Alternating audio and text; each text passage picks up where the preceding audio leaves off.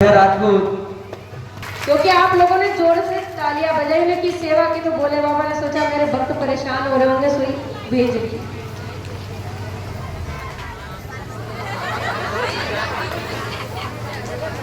नहीं नहीं भाभी, बच गई, यहीं पे है। जनरेटर बंद हुआ है हमारा।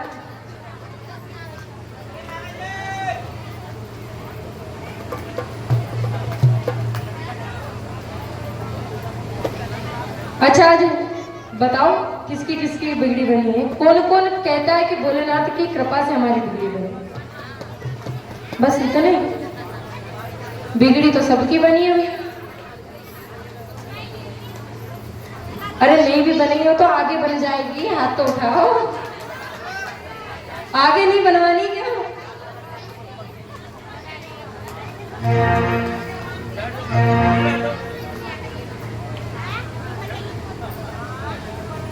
भगवान, आप कहते हो भगवान हमारी सुनते नहीं, तो कहां से सुनेंगे? अच्छा कैसे सुनेंगे बताओ? ऐसे सुन लेंगे? भैया कहीं आपकी आवाज हो रही है। मैया घर जाके बात करेंगे, घर घर घर बात करना। अभी थोड़ी देर रुक जाओ।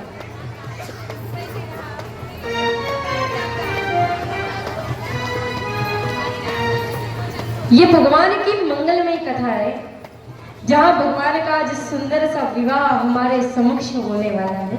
इतना सुंदर पवित्र पावन मास है, अधिक मास, जिस पर कृपा हो जाती है भोलेनाथ की, उसे फिर किसी और के आगे हाथ फैलाने की आवश्यकता नहीं पड़ती है।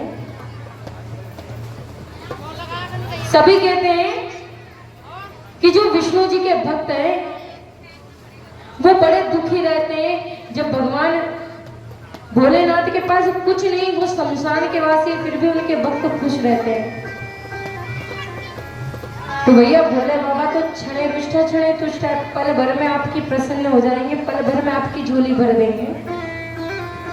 हमारे विष्णु भगवान है, थोड़ा ठोक पीट कर बजा कर देख लेते हैं कि भैया ये कलयुगी भक्त है, कहीं ब्रह्मा जी द्वारा जैसे भक्त को वरदान मिला था वैसे ये हमारे पीछे न पड़ जाए।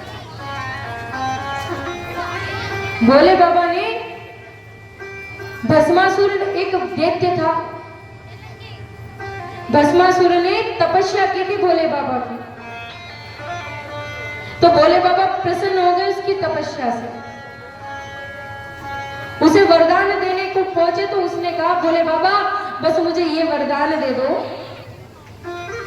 मुझे ये वरदान दे दो कि मैं जिसके ऊपर भी सिर पर हाथ रखूं वो भस्म हो जाए। मैं जिसके सिर के ऊपर हाथ रखूं वो भस्म हो जाए। भोले बाबा ने कही ठीक है बाबा, तुमने तपस्या की, वरदान तो देना पड़ेगा। तथास्तु कहकर चले गए, तथास्तु कहकर जाने लगे, गए भी नहीं, जाने लगे। तो भस्मासुर कहता महाराज कहां चले, कहां चले? अरे हम देखे तो सही, हमारा वरदान, आपने जो वरदान दिया है वो पूर्ण हो भी रहा है कि नहीं? तो वो भस्मासुर चाहता था कि मैं भोलेनाथ पर हाथ रखूं और भोलेनाथ भस्म हो जाए। भोले बाबा ने कही महाराज अच्छे फंसे अब तो। भोले बाबा चारों तरफ दौड़ने लगे, इधर उधर भटके, भैया विष्णु भगवान के पास गए, जाकर कहने लगे बाबा हम कलयुगी भक्त को एक वरदान देकर आ गए, अब उसके कारण हम जगत में घूमते फिर रहे हैं। भस्मासुर ने कोई ऐसी तपस्या नहीं की थी, बड़ी कठोर तपस्या की थी, पर भगवान ने सुंदरी का रूप लिया विष्णु जी ने, और उस भस्मासुर को अपने ही हाथ को उसके खुद के सिर पर रखाकर उस भस्मासुर को भस्म कर दिया था, जो अभिमान वश भोले बाबा को भस्म करने आया था। इसीलिए महाराज भोले बाबा पल भर में प्रसन्न हो जाते हैं, विष्णु जी थोड़ा सोच समझ कर विचार कर होते हैं, क्योंकि ये कलयुगी भक्त है महाराज, यहाँ कोई किसी का भरोसा नहीं, अगर वरदान दे दिया तो अपनी वरदान में स्वयं फंस जाते हैं। इसीलिए बड़ा सोच समझ कर वरदान देंगे। और हम महाराज कलयुगी भक्त है, हम 1 रुपया चढ़ाते हैं तो चाह 1 लाख की होती है। अगर हमने 1 रुपया मंदिर में चढ़ाया तो हमारे मन में यही चलता हो बस भगवान इस 1 रुपये का 1 लाख कर दे तो हमारा जीवन सफल हो जाए। और जाते ने महाराज हम अगर मंदिर में 10 रुपए का नोट लेकर चले गए तो जब तक पंडित जी हमारी तरफ देखे नहीं कि हम 10 रुपए का नोट चढ़ा रहे, जब तक वो नोट हम भगवान के ऊपर चढ़ाते भी नहीं। जैसे पंडित जी ने देख लिया उसी पल उसी क्षण वो नोट चढ़ा दिया। भाई पंडित जी की नजर में भी आ गए लोग, रोज 1-1 रुपए चढ़ाता, आज 10 रुपए चढ़ा दिया। पर महाराज पंडित जी को क्या पता अगले 10 दिन की छुट्टी एक ही दिन में कर दी उसे। अगले दिन 1-1 रुपए चढ़ाने से अच्छा 10 का नोट एक ही बार में चढ़ा दिया। अधिकतर मंदिरों में आरती में पूजा में यह चीज देखने को मिलती है कि कई लोग फटा नोट बीच में से फटा नोट टेप से लगाकर मंदिर में आरती की थाली पर चढ़ा देते हैं। क्यों? अरे जो कहीं नहीं चलता पूरे संसार में वो भगवान के दर पर तो चलेगा ही चलेगा, यही सोचकर हम वहां चढ़ा देते हैं। हमारे इधर बताएं वहां पर 1 का सिक्का जो भी छोटा हो गया, अब वो चवन्नी 50 पैसे के बराबर लगता है तो कुछ लोग उसके ब्रह्म में 50 पैसा चढ़ाकर चले जाते हैं। क्योंकि जो संसार में कहीं नहीं चलता वो भगवान के दर पर चलता है। हमारा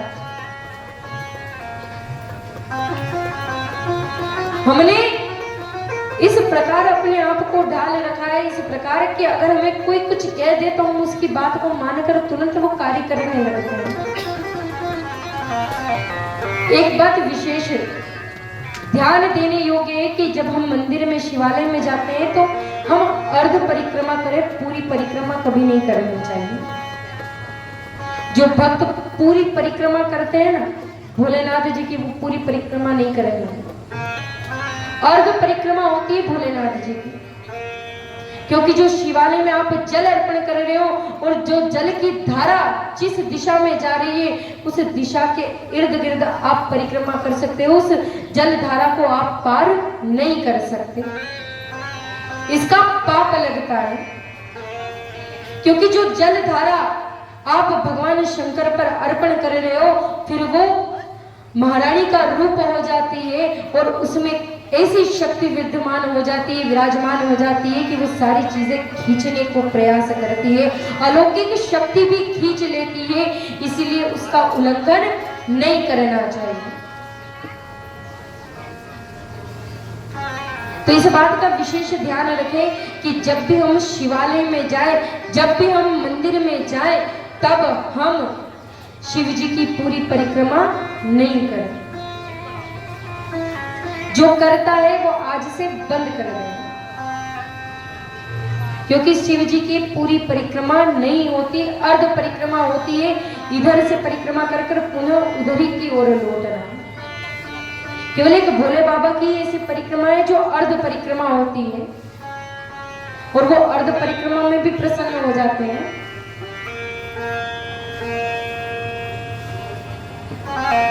हम भगवान से यही चाह रखते हैं कि भगवान हमारी कृपा उनकी कृपा हम पर बनी रहे।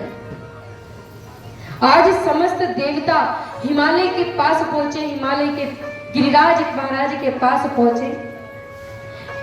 वहां जाकर हिमालय के पास जाकर उन्होंने दुर्गा की स्तुति करने को कहा। हे हिमालय, आप दुर्गा की स्तुति करें, दुर्गा को प्रसन्न करें, जो आपके घर पुत्री बनकर आएगी और भगवान शंकर का विवाह उनके साथ संपन्न होगा।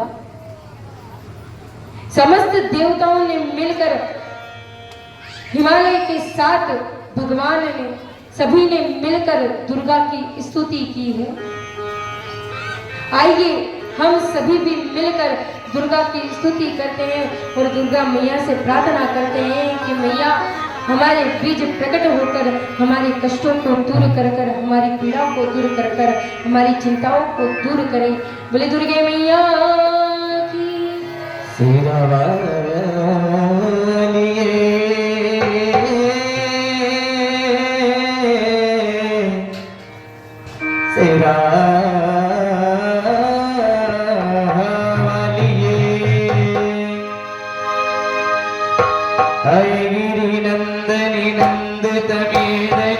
विश्व विनोदनि नंदनि गिरवरविंद शिरोनिधि वासनि विष्णुविलासनि देशनि दे भगवती है शिति कंठी कुटुंबनि भूरि कुटुंबनि भूरि कदय जय जय महिषासुरमर्दनि रम्यकपर्दनि शैलसुते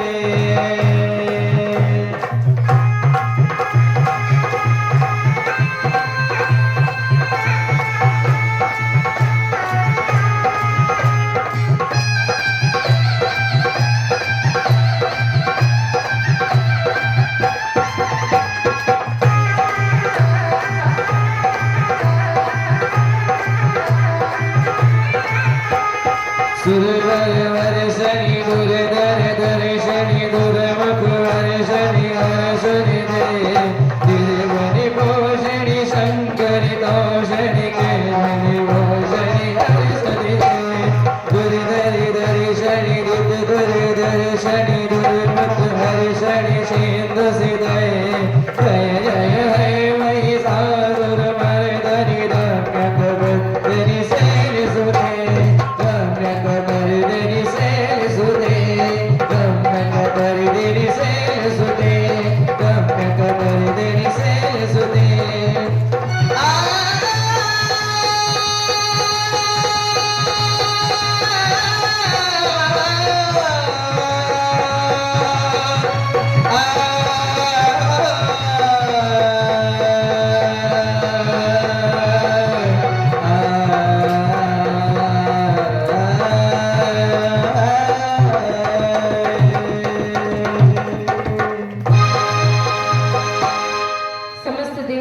हिमालय ने मिलकर माता की स्तुति की। मैया अष्टभुजी रूप लेकर सिंह पर सवार होकर उन सभी के समक्ष आई और सभी ने पुनः उनकी 11 श्लोकों में स्तुति की, उन्हें प्रणाम किया। हे जगदीश्वरी, हे महेश्वराणी, हे देवी, हे कष्ट निवारणी, हे महिषासुरमर्दिनी, हे मैया, आपको हमारा बारंबार प्रणाम है। हमारी केवल आपसे एक ही इच्छा है, एक ही चाह है। सारे देवताओं से प्रसन्न होकर मैया दुर्गे कहने लगी, मांगो, आपको क्या मांगना है। आपकी इस स्तुति से मैं प्रसन्न हुई हूँ। आप मांगो जो आपको वरदान मांगना है। तभी समस्त देवताओं ने कहा, हे मैया, आप तो सब कुछ जानती हैं। इस संसार के कल्याण के लिए, इस संसार के हित के लिए, इनके कष्टों को दूर करने के लिए आप पुनः अवतार लेकर भगवान शिव के साथ विवाह कीजिए। उन अधीश्वर देव भोलेनाथ को संपूर्ण बना दीजिए। दुर्गे मैया कहती है, देवता तुम चिंता मत करो, आपको चिंता करने की आवश्यकता नहीं है। इस समय मैना मेरी कठोर तपस्या कर रही है। उनकी तपस्या से प्रसन्न होकर उन्हें वरदान देकर आई हूं कि उनके घर में स्वयं पुत्री बनकर जाऊंगी। आप चिंता मत कीजिए। वो निर्विकार, निरीह कारण, वो सद्गुण, वो परब्रह्मा, वो शिव, जिनके अर्धांगिनी पहले दक्ष कन्या होकर मैंने अपने पिता के यज्ञ में अपने देह का त्याग कर दिया था, उसी समय मैंने विष्णु से कह दिया था कि जाओ, जो भोले बाबा मेरे विरह में है, जो मेरे विरह में है, उन्हें मेरी अस्थियों द्वारा बनाई हुई माला को धारण करने को कहो। उसी पल, उसी क्षण मैंने विचार कर लिया था कि अब मैं पार्वती बनकर, हिमाचल नंदिनी बनकर उनसे विवाह करूं।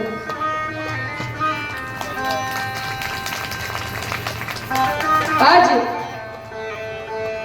हिमालय ने, मैना देवी ने माता की, दुर्गा मैया की कठोर तपस्या की। कठोर तपस्या कर 29 वर्षों तक, 29 वर्ष तक मैना ने माता की कठोर तपस्या की, निराहार रहकर। कभी बेल पत्र खाकर, कभी पत्ते खाकर, कभी जल का पान कर कर, और अंत में सब चीज त्याग कर मैया की कठोर तपस्या की है 29 वर्षों तक। 1-2 वर्ष नहीं, 29 वर्ष तक कठोर तपस्या की। उनकी तपस्या से प्रसन्न होकर माता दुर्गे ने उन्हें प्रसन्न होकर आशीर्वाद दिया, उन्हें दर्शन दिए और उनकी मनोकामना को पूर्ण करने का वचन देकर उनसे कहने लगी कि हे देवी, आपकी क्या चाह है, आप मुझसे मांगो। तब मैना देवी जो देवताओं ने उनसे कहा था, हिमालय ने उनसे कहा था, वही बात कहकर पुनः कहने लगी कि हे देवी,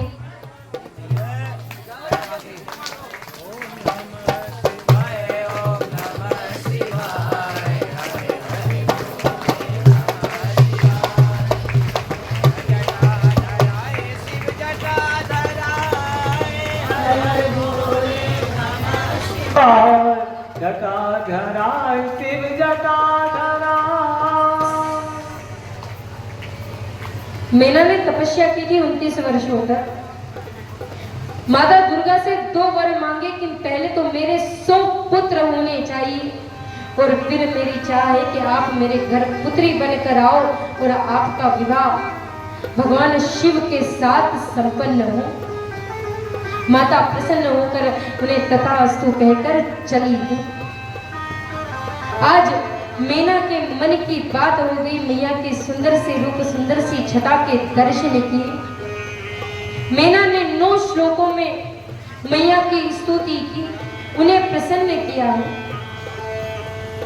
कहते हैं जो कठोर तप कर कर, त्रेता में, द्वापर में, सतयुग में जो कठोर तप कर कर जीव भगवान को प्राप्त करता है, उनके दर्शन करता है, वो इस कलयुग में केवल और केवल भगवान का नाम लेने से ही मिल जाती है।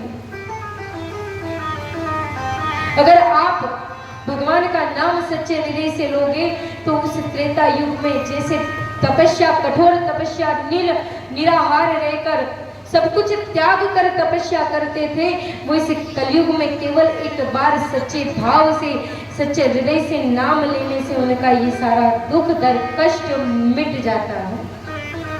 ये इस कलयुग का महत्व है, वरना ये कलयुग अवगुणों का धाम है महाराज।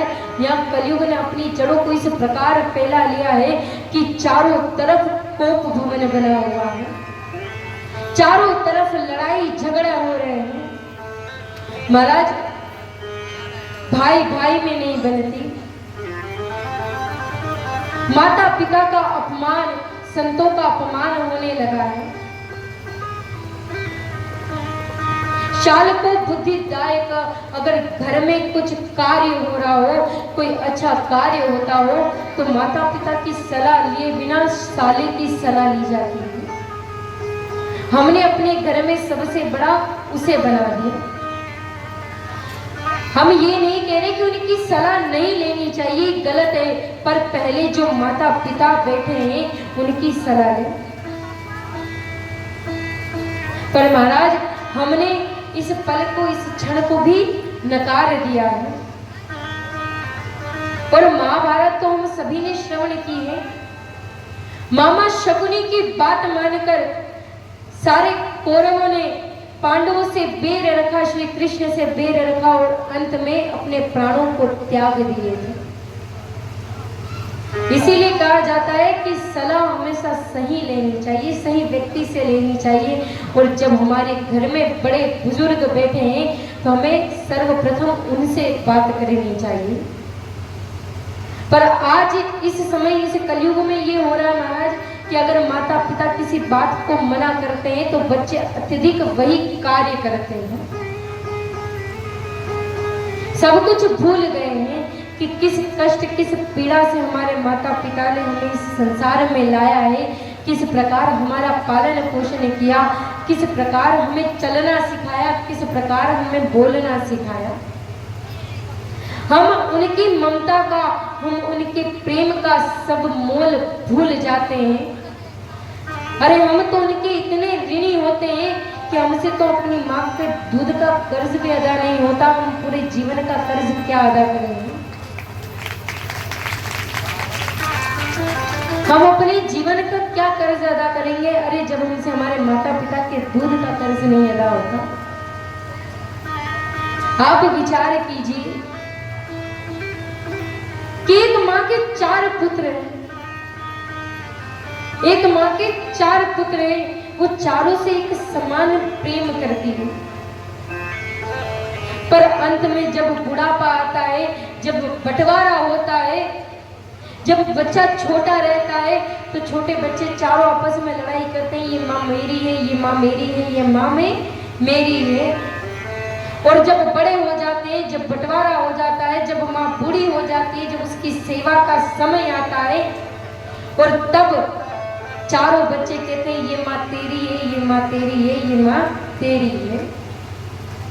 उस समय, उस पल, उस क्षण जो पीड़ा, जो कष्ट, जो दुख मैया को होता है, वो जब 9 महीने गर्भ में रखती है, तब भी वो कष्ट उस माता को नहीं होता। जब इस अंत के समय पर, जब बुढ़ापे में जब देखती है कि जिसे बुढ़ापे की लाठी समझा था, वो तो मुझे दूर दूर भगा रहा है।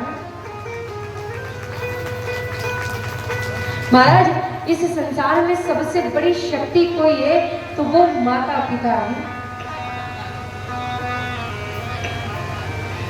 हम कहते हैं माँ अपना दुख रोकर, अपना प्रेम लड़ाकर बता देती है, पर पिता बताता नहीं, पिता जताता नहीं कि वो अपने पुत्र से कितना प्रेम करता है। पर जितना एक माता अपने पुत्र से प्रेम करती है, उतना ही एक पिता अपने पुत्र से प्रेम करता है। एक पिता की चाह यही रहती है। संसार में आप किसी से भी कंपटीशन कर लो, सब यही सोचेंगे कि हम इससे आगे रहे, पर एक पिता ही चाहता है कि मैं छोटा व्यापारी हूं तो क्या हुआ, मेरा पुत्र बड़ा होकर मुझसे बड़ा व्यापारी बने। और हम उस त्याग को, उस प्रेम को भूल जाते हैं। अच्छा, आप बताइए, ये त्याग, ये प्रेम भूलने का है? हम कहते हैं ससुराल में जाकर बहू कहती है मैं सास ससुर के साथ नहीं रहूंगी, एक घर में मुझसे इनका काम नहीं होता, इनका काम कौन करेगा। और अपने पियर में, अपने मायके में अपनी भाभी से ये उम्मीद रखती है कि वो मेरे माता पिता को ससम्मान रखे, उन्हें बाहर नहीं भेजे, उनके साथ रहे। तो वही बात उस पर भी लागू होती है, पर वो ये भूल जाती है। यहाँ अगर सास कहती है मैं शेर हूं तो सासू कहती है मैं सवा शेर। सास कहती है मैं शेर हूं तो बहू कहती है मैं सवा शेर हूं, आप क्या शेर बने हैं।